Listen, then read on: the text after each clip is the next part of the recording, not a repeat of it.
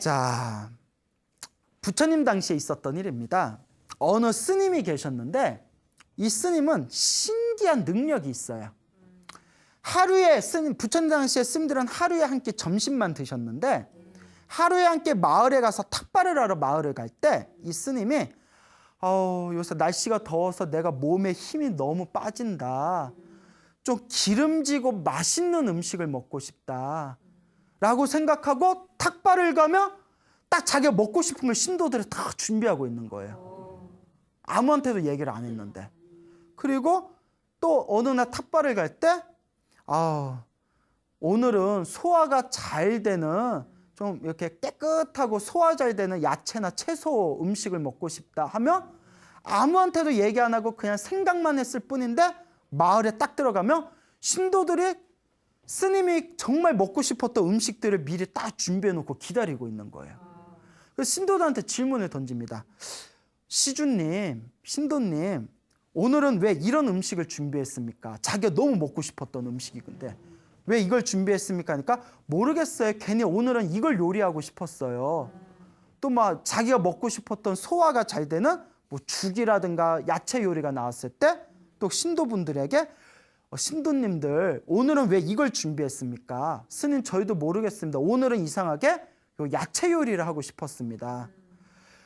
평생 승려로 살아가면서 흉년이든 풍년이든 다른 스님들은 흉년이 들어서 탁발을 못 얻고 이틀씩 3일씩 배를 곪으면서 그렇게 이제 굶어야 되는 때에도 이 스님만큼은 풍년이든 흉년이든 탁발을 나갈 때마다 바리떼에 음식이 줄지를 않았대요. 이 정도면 정말 신비한 능력이죠. 자, 그래가지고 손만 대면 황금으로 변하듯이 모든 자기가 원하는 음식은 그냥 의식주나 아무런 막힘이 없이 먹고 싶은 걸 술술 얻는 스님이 있었습니다. 스님들이 너무나 놀랍고 신기해서 부처님께 찾아갑니다. 그 스님에 대해서 이야기를 합니다.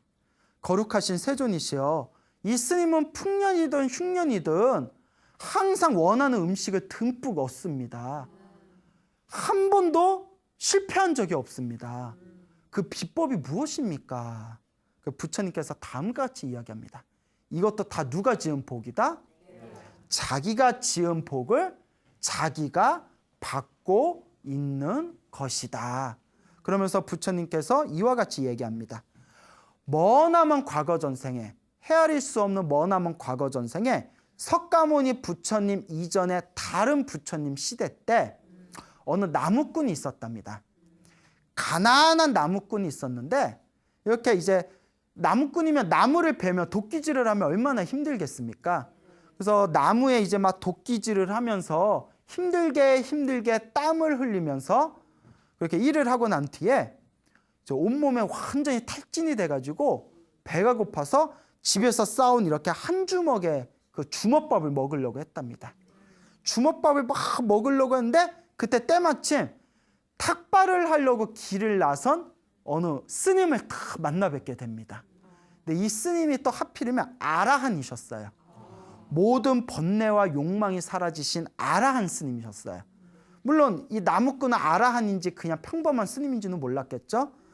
그 스님하고 눈이 딱 마주쳤는데 먹을 때 딱 눈이 마주쳤는데 보니까 바리떼가 텅 비어 있는 거예요.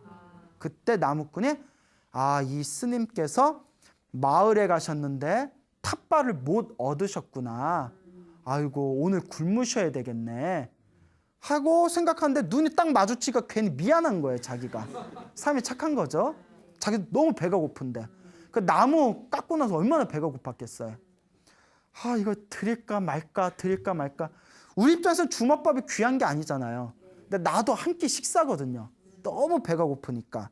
그러다가 문득 나무꾼이 이런 생각을 합니다. 이게 굉장히 중요한 거예요. 여러분, 복 짓는 것도, 복을 지을 수 있는 기회가 생기는 것도 복이 있어야 돼요. 저는 이 이야기를 굉장히 좋아합니다. 왜냐? 복 없는 사람은 복 지을 기회도 없어요. 내가 복을 짓고 싶어도 기회가 없다니까요. 기회가 안 생겨요. 복 지을 수 있는 기회가 생기는 것도 내가 뭐가 있어야 된다? 복이 있어야 됩니다. 물론 기회가 생겼을 때 선택은 누가 할까요? 본인이 하는 거죠. 주먹밥을 보고 스님의 빈 바리떼를 보면서 고민에 빠집니다. 그런데 이런 생각이 듭니다. 내가 이렇게 가난한 나무꾼으로 태어나서 평생 하루 동안 아무리 힘들게 일해도 이 주먹밥, 이 한 덩어리도 겨우 먹을까 말까다. 내가 이렇게 힘들고 괴롭게 사는 거는 전생에 무엇을 안 지었기 때문이다? 복을 안 지었기 때문이다. 이번 생에도 내가 복을 짓지 않으면 나는 다음 생에도 또 이렇게 가난하고 힘들게 살아야 된다. 그러니 이 한 끼 주먹밥을 누구에게 올리자? 스님에게 올리자. 하필이면 또 그 스님이 또 그냥 평범한 스님이 아니라 누구셨어요? 아라한. 번뇌와 욕망이 사라진 성자세요. 그래서 아라한에게 공양을 올리면 어마어마한 복을 받게 되거든요. 빈 바리떼 주먹밥을 올리면서 주먹밥을 이렇게 바리떼 안에다 넣어드리면서 합장을 하고 절을 하면서 그 아라한 스님에게 다음과 같이 발언합니다.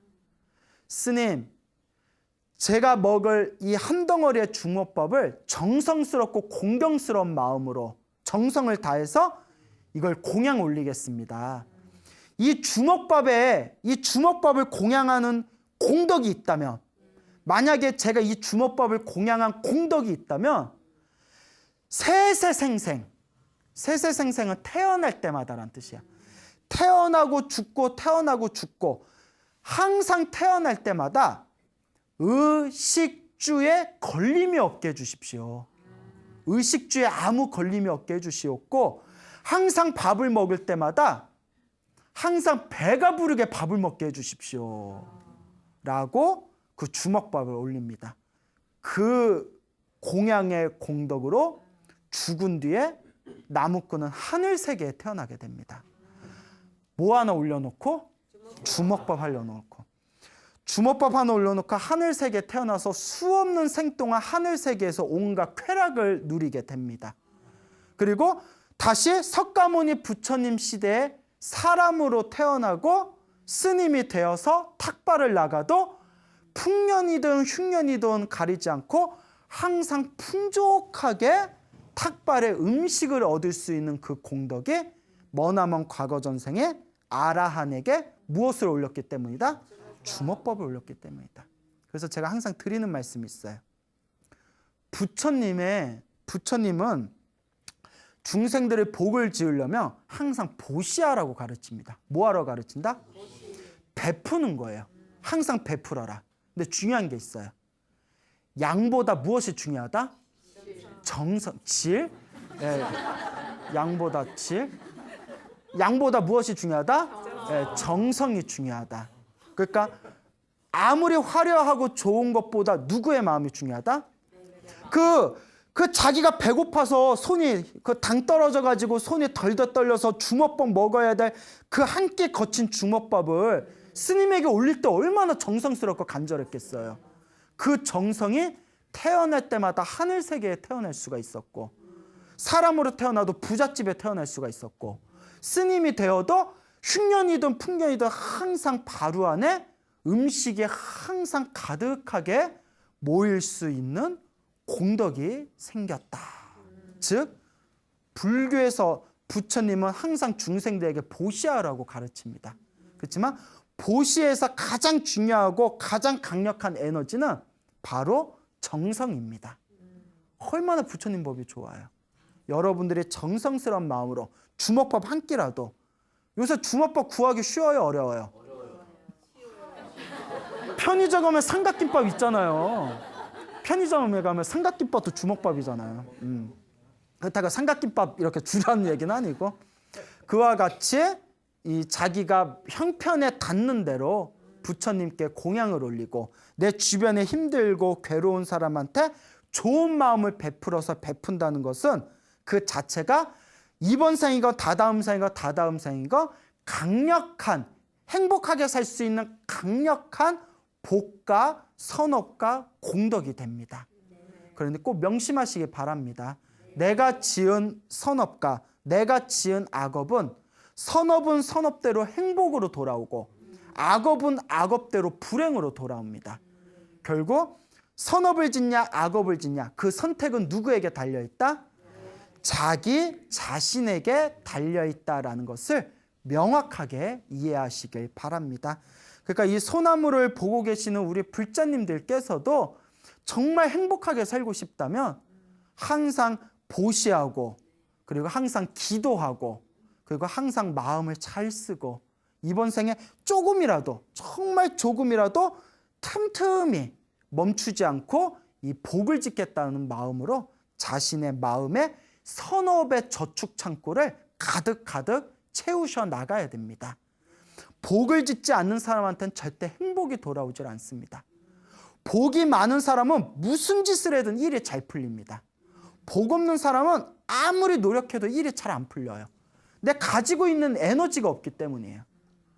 내가 가지고 있는 복의 에너지가 없으니까 무슨 일을 해든 일이 풀리지가 않는 거예요. 나한테 복의 에너지가 꽉 차 있는 사람은 손길 닿는 것마다 모든 일이 잘 풀립니다. 그래서 이런 얘기가 있어요. 보시를 하면 태어날 때마다 부자로 태어난대요. 그런데 보시를 하긴 했는데, 이거 중요한 겁니다.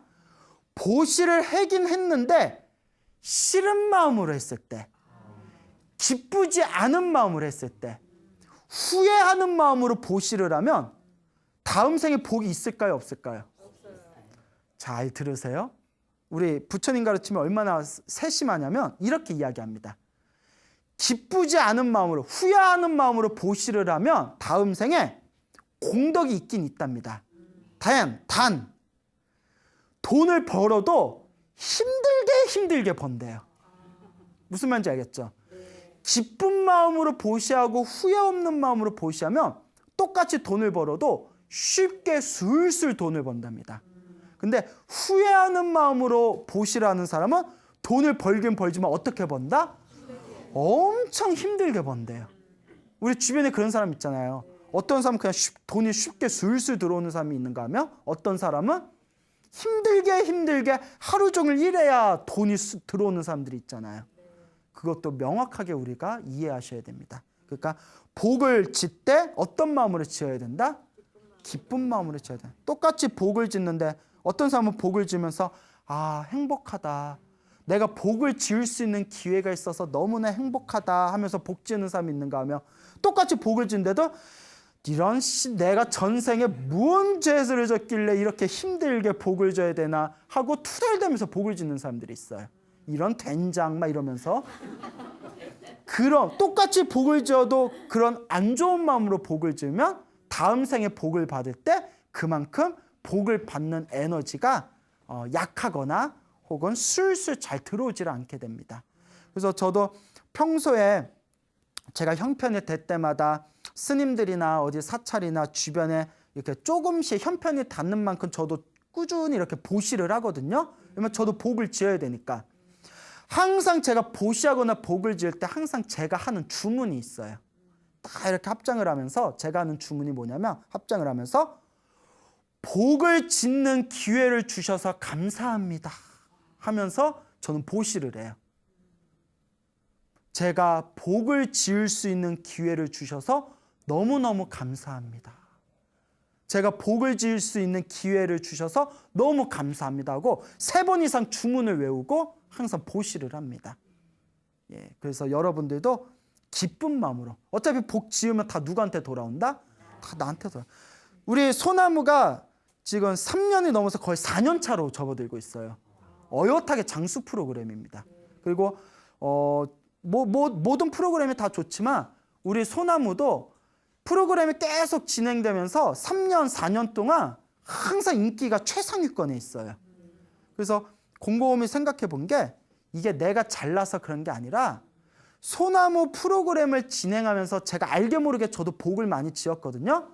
내가 지은 복의 힘으로 소나무가 그래도 이렇게 승승장구하나 보다라는 생각이 듭니다. 항상 복 짓는 마음을 가지시기 바랍니다. 이 소나무를 보시는 우리 불자님들께서도 그냥 이 프로그램을 듣고 이야기 재밌네 라고만 생각하지 마시고 또 귀로 듣고 맞아, 사람은 착하게 살아야 돼 라고 머리로만 생각하지 마시고 100원이라도 좋으니까 1000원이라도 좋으니까 5,000원, 10,000원이라도 좋으니까 자기 형편에 닿는 거 좋은 곳에 베푸는 마음으로, 복을 짓는 마음으로 보시하시고, 그리고 보시하면서 기도하시고, 그리고 기도하면서 내 주변에서 그러니까 자꾸 깨끗하고 맑은 마음을 일으키신다면 1년 지나고 2년 지나고 3년 지나고 10년 지나면서 자꾸 나의 운명이 바뀌시게 될 겁니다.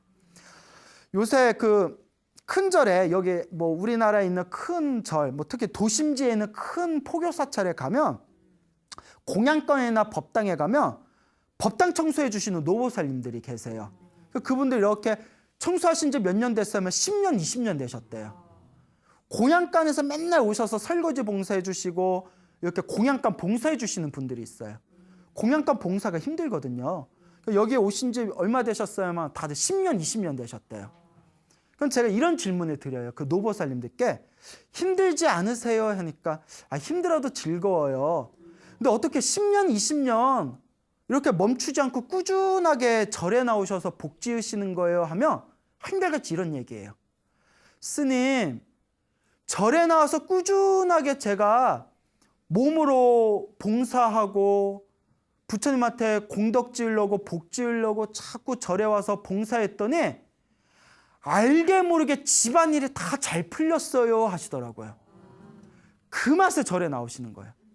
처음에는 효과가 없는 것 같지만 1년 지나고 2년 지나고 10년 지나서 뒤돌아보면 절에서 봉사하면서 집안일이 너무 잘 풀렸다는 거예요.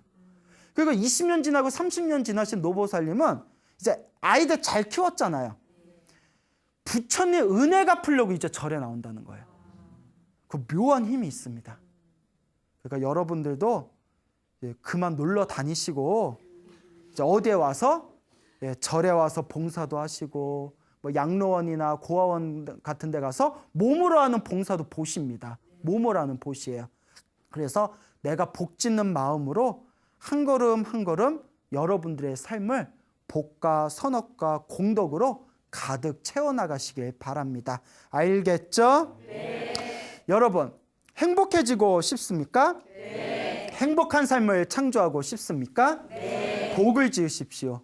선업을 지으십시오. 공덕을 쌓으십시오. 복과 선업과 공덕의 힘이 여러분들을 진정한 행복의 길로 이끌어 줄 것입니다. 오늘 여기서 마치겠습니다. 소중한 나 무한행복.